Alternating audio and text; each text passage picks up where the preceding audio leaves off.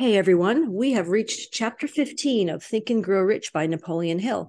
This is the final chapter, and you must complete this in order to be successful with the rest of it. This chapter is How to Outwit the 6 Ghosts of Fear.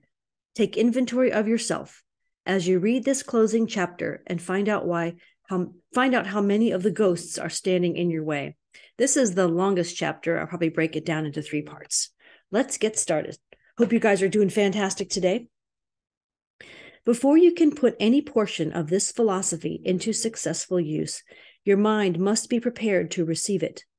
The preparation is not difficult. It begins with study, analysis, and understanding of 3 enemies which you shall have to clear out. These are indecision, doubt, and fear. The 6th sense will never function while these 3 negatives, or any of them, remain in your mind. The members of this unholy trio are closely related. Where one is found, the other 2 are close at hand. Indecision is the seedling of fear. Remember this as you read. Indecision crystallizes into doubt. The 2 blend and become fear. The blending process often is slow. This is one reason why these 3 enemies are so dangerous. They germinate and grow without their presence being observed. I'll read that again. Indecision, doubt, and fear will germinate and grow without their presence being observed.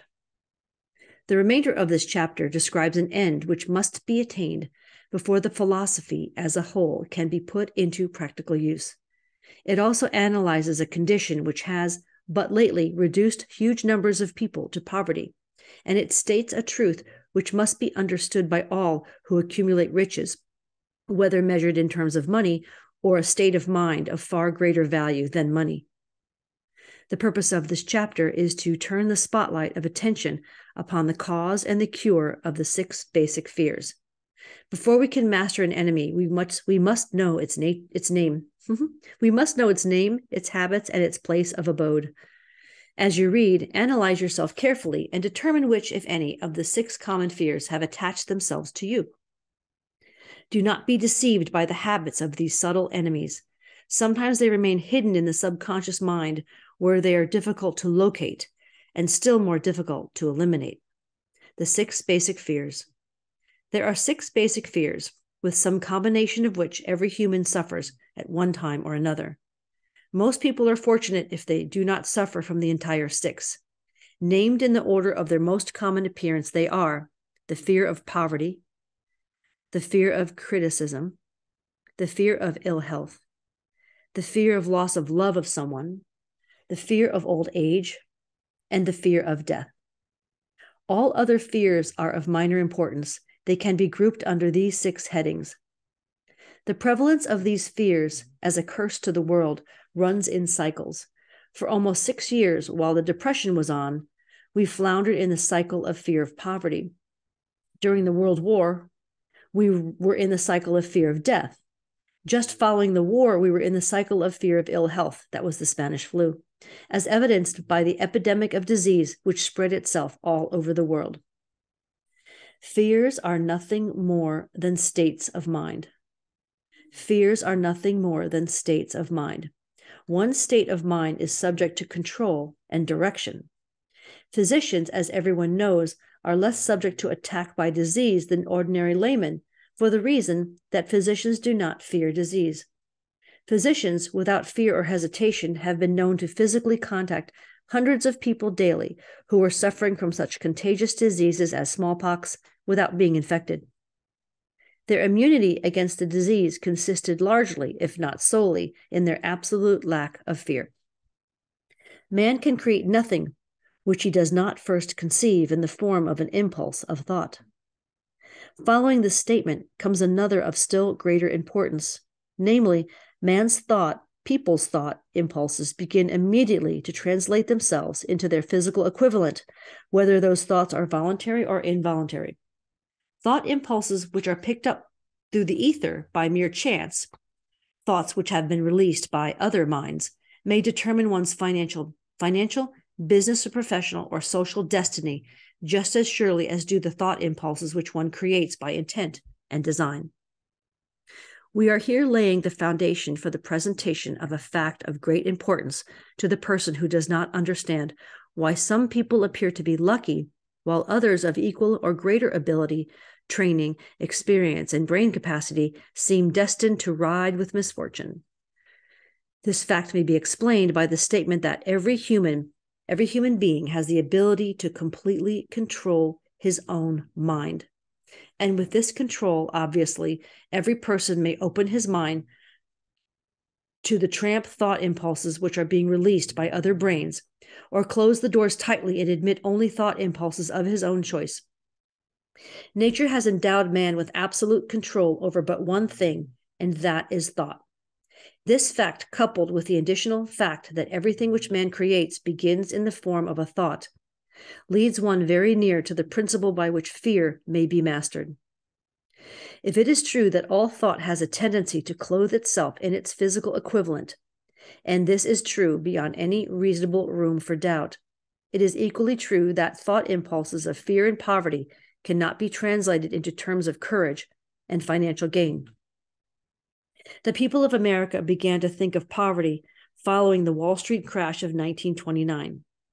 Slowly but surely, that mass thought was crystallized into its physical equivalent, which was known as a depression. This had to happen.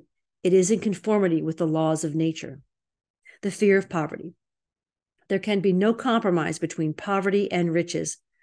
The two roads that lead to poverty and riches travel in opposite directions. If you want riches, you must refuse to accept any circumstance that leads toward poverty. The word riches is here used in its broadest sense, meaning financial, spiritual, mental, and material estates. The starting point of the path that leads to riches is desire. In Chapter 2, you received full instructions for the proper use of desire. In this chapter on fear, you have complete instructions for preparing your mind to make practical use of desire. Here, then, is the place to give yourself a challenge which will definitely determine how much of this philosophy you have absorbed. Here is the point at which you can turn prophet and foretell accurately what the future holds in store for you. If, after reading this chapter, you are willing to accept poverty, you may as well make up your mind to receive poverty. This is one decision you cannot avoid. If you demand riches, determine what form and how much will be required to satisfy you. You know the road that leads to riches. You have been given a roadmap which, if followed, will keep you on that road. If you neglect to make the start or stop before you arrive, no one will be to blame but you. The responsibility is yours. No alibi will save you from accepting the responsibility if you now fail or refuse to demand riches of life, because the acceptance calls for but one thing, incidentally, the only thing you can control, and that is a state of mind. A state of mind is something that one assumes. It cannot be purchased. It must be created. Fear of poverty is a state of mind, nothing else, but it is sufficient to destroy one's chance of achievement in any undertaking, a truth which became painfully evident during the Depression. This fear paralyzes the faculty of reason, destroys the faculty of imagination, kills off self-reliance, undermines enthusiasm, discourages initiative, leads to an uncertainty of purpose, encourages procrastination, wipes out enthusiasm, and makes self-control an impossibility. It takes the charm from one's personality, destroys the possibility of accurate thinking, diverts concentration of effort. It masters persistence, turns the willpower into nothingness, destroys ambition, beclouds the memory, and invites failure in every conceivable form. It kills love and assassinates the finer emotions of the heart, discourages friendship, and invites disaster in 100 forms. It leads to sleeplessness, misery, and unhappiness. And all this despite the obvious truth that we live in a world of overabundance of everything the heart could desire, with nothing standing between us and our desires, except lack of a definite purpose. The fear of poverty is without doubt the most destructive of the 6 basic fears.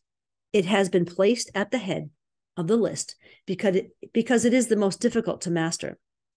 Considerable courage is required to state the truth about the origin of this fear, and still greater courage to accept the truth after it has been stated. The fear of poverty grew out of man's inherited tendency to prey upon his fellow man economically. Nearly all animals lower than man are motivated by instinct, but their capacity to think is limited. Therefore, they prey upon one another physically. Man, with his superior state of intuition, with the capacity to think and to reason, does not eat his fellow man bodily. He gets more satisfaction out of eating him financially. Man is so avaricious that every conceivable law has been passed to safeguard him from his fellow man. Of all the ages of the world which we now know anything, the age in which we live seems to be one that is outstanding because of man's money madness. A person is considered less than the dust of the earth unless he can display a fat bank account. But if he has money, never mind how he acquired it, he is a king or a big shot. He is above the law. He rules in politics, he dominates in business, and the whole world about him bows in respect when he passes. Nothing brings man so much suffering and humility as poverty. Only those who have experienced poverty understand the full meaning of this. It is no wonder that man fears poverty. Through a long line of inherited experiences, man has learned for sure that some men cannot be trusted where matters of money and earthly possessions are concerned. This is a rather stinging indictment, the worst part of it being that it is true. The majority of marriages are motivated by the wealth possessed by one or both of the contracting parties. It is no wonder, therefore, that the divorce courts are busy. So eager is man to possess wealth that he will acquire it in whatever manner he can, through legal methods if possible, through other methods if necessary or expedient. Self-analysis may disclose weakness which one does not like to acknowledge. This form of examination is essential to all who demand of life more than mediocrity and poverty. Remember, as you check yourself point by point, that you are both the court and the jury, the prosecuting attorney and the attorney for the defense, and that you are the plaintiff and the defendant. Also, that you are on trial. Face the facts squarely. Ask yourself definite questions and demand direct replies. When the examination is over, you will know more about yourself. If you do not feel that you can be an impartial judge in this self-examination, call upon someone who knows you well to serve as judge while you cross-examine yourself. You are after the truth. Get it, no matter at what cost, even though it may temporarily embarrass you. The majority of people, if asked what they fear most, would reply, "I fear nothing." The reply would be inaccurate because few people realize that they are bound, handicapped, whipped spiritually and physically through some form of fear. So subtle and deeply seated is the emotion of fear that one may go through life burdened with it, never recognizing its presence. Only a courageous analysis will disclose the presence of this universal enemy. When you begin such an analysis, search deeply into your character. Here is a list of the symptoms for which you should look. Symptoms of the fear of poverty: indifference, commonly expressed through lack of ambition, willingness to tolerate poverty, acceptance of whatever compensation life may offer without protest, mental and physical laziness, lack of initiative, imagination, enthusiasm, and self-control. Indecision, the habit of permitting others to do one's thinking, staying on the fence. Doubt, generally expressed through alibis and excuses designed to cover up, explain away, or apologize for one's failures, sometimes expressed in the form of envy of those who are successful or by criticizing them. Worry, usually expressed by finding fault with others, a tendency to spend beyond one's income, neglect of personal appearance, scowling and frowning, intemperance in the use of alcoholic drink, sometimes through the use of narcotics, nervousness, lack of poise, self-consciousness, and lack of self-reliance. Overcaution, the habit of looking for the negative side of every circumstance, thinking and talking of possible failure instead of concentrating upon the means of succeeding. Knowing all the roads to disaster, but never searching for the plans to avoid failure. Waiting for the right time to begin putting ideas and plans into action, until the waiting becomes a permanent habit. Remembering those who have failed and forgetting those who have succeeded.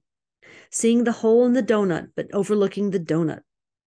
Pessimism, leading to indigestion, poor elimination, auto-intoxication, bad breath, and bad disposition. Procrastination, the habit of putting off until tomorrow that which should have been done last year, spending enough time in creating alibis and excuses to have done the job. This symptom is closely related to overcaution, doubt, and worry.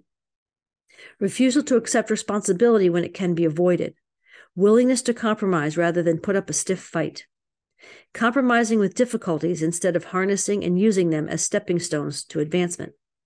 Bargaining with life for a penny instead of demanding prosperity, opulence, riches, contentment, and happiness. Planning what to do if and when overtaken by failure instead of burning all bridges and making retreat impossible. Weakness of and total lack of self-confidence, definiteness of purpose, self-control, initiative, enthusiasm, ambition, thrift, and sound reasoning ability. Expecting poverty instead of demanding riches. Association with those who accept poverty instead of seeking the company of those who demand and receive riches. I'm going to stop there and break this into 3 parts. But the first part, we're overcoming the fear of money. Take a look at that list, and even better, get the copy of the book and underline the ones that bother you and just to figure out what you've got. Blessings to you. You can reach out to me at any time at intuitiveconsulting, all one word, at protonmail.com. That's intuitiveconsulting at protonmail.com. Blessings to you, and I'll see you for later on in the chapter.